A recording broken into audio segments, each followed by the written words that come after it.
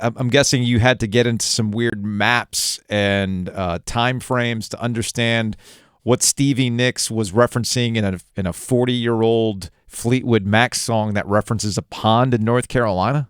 Yep, yeah, and this is so old that it like predates the Stevie Nicks in Fleetwood Mac. Like she actually came along.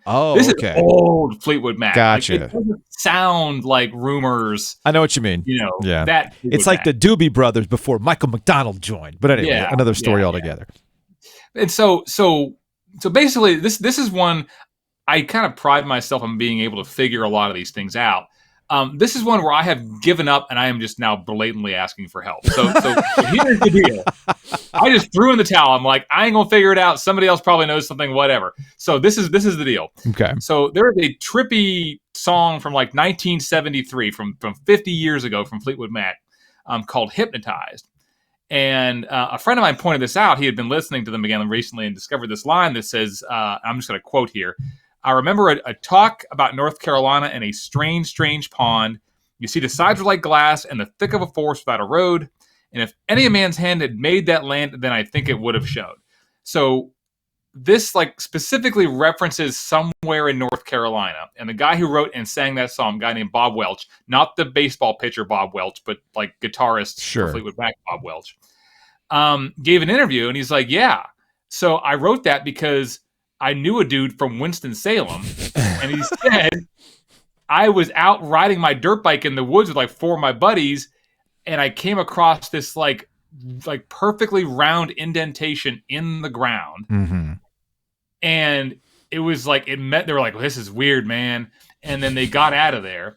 And then when they came back, it was gone. And somehow this story made it to Bob Welch, and he put it in like a song that I think had like at one point had been continuously played for like 25 years.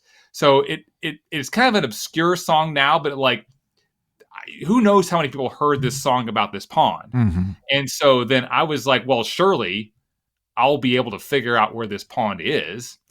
Of course. And of course, like, why not? You know, well, first of all, you know how many ponds there are in North Carolina? Or is this a Joni Mitchell situation where they took paved a pond and put up a parking lot? A parking lot. I know. Like maybe it just went away. Yeah. And so then this dipped into like a guy I know heard a thing from a guy whose cousin said that he heard this thing, and like, I think I know where this is. And I'm like, well, this sounds like fifth-hand sources are really accurate usually. Yeah. Always. And somebody actually went to the trouble of like, they drew like a 20-mile kind of circle around Winston-Salem, because that's where the guy said it. They're like 20 miles out of town. And so, you know what's out there is Pilot Mountain. Pilot Mountain's kind of weird looking. I bet that's got some weird spiritual significance. And lo and behold, like, no joke, somebody found a tiny 100-foot wide pond out there in the woods. And so I called the guy who has it on his land. I went and like tracked him down and said like, hey, so here's something weird. I was going to say, how far do you get with some of these people? Just, he was very nice. He was like, well, it is North Carolina. I mean, I'm like, did like maybe aliens potentially land on your land at some point and create a pond that you don't know why it's on your land? And he's like, no, actually my buddy dug that pond. It's like 2 feet deep. Like, that's it. So like and like, it is kind of a little bit of a joy to prove people wrong on the internet. Mm-hmm. But this person that was like, I found the pond, that's it. And everybody else on this message board is like, great job, good work. You're 100% right. This dude whose pond is on his land, like, had never even heard the song. So my mystery continues. Like, I don't know where. So you said this song's a little trippy, right? It's really okay. It's have you and stuff like that? We'll close on this. Have you considered a hallucinogenic?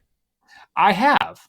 While you're out in this field, or no, while I was doing the story. No, while you were doing the story, explaining his explanation is yeah. I mean, you know, when you're writing about this sort of thing, facts may not be like the top of your mind. Maybe not, but maybe you have to go to a place to understand this vision that this guy saw in the song.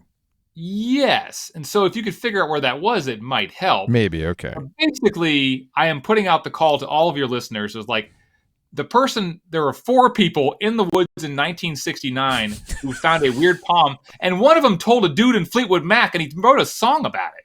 So if you have any leads, please hit up Jeremy Markovich at NC But not Rabbit that Hole. guy from Fleetwood Mac. No, not the woman either. Just not Stevie that Nicks. guy, the other guy from Fleetwood Mac. not even the other guy. So have you considered, because Stevie Nicks, I know she wasn't in the band. I made that mistake. She wasn't in the band at the time, but maybe she is coming to town. She'll be at PNC Arena here soon, right? Like next couple weeks? Yeah. May 12th. Okay, thank you, Dennis. May 12th. So why don't you come on down to PNC Arena, see if you can track down Stevie or other part of the band. Love that to be like on a red carpet type situation. Like, Stevie, what are you wearing? And here comes Jeremy. Stevie, do you know where this pond in Winston-Salem that a member of the band is no longer alive, or it wasn't in the band when you guys made actual money either? But, can you identify this? Can you tell us? Do you know what they love on red carpets? 5-part question. Love it. Hey, okay, first of Nailed all, it. First of all. point A. All right, Jeremy Markovich, Yeah. NC Rabbit Hole.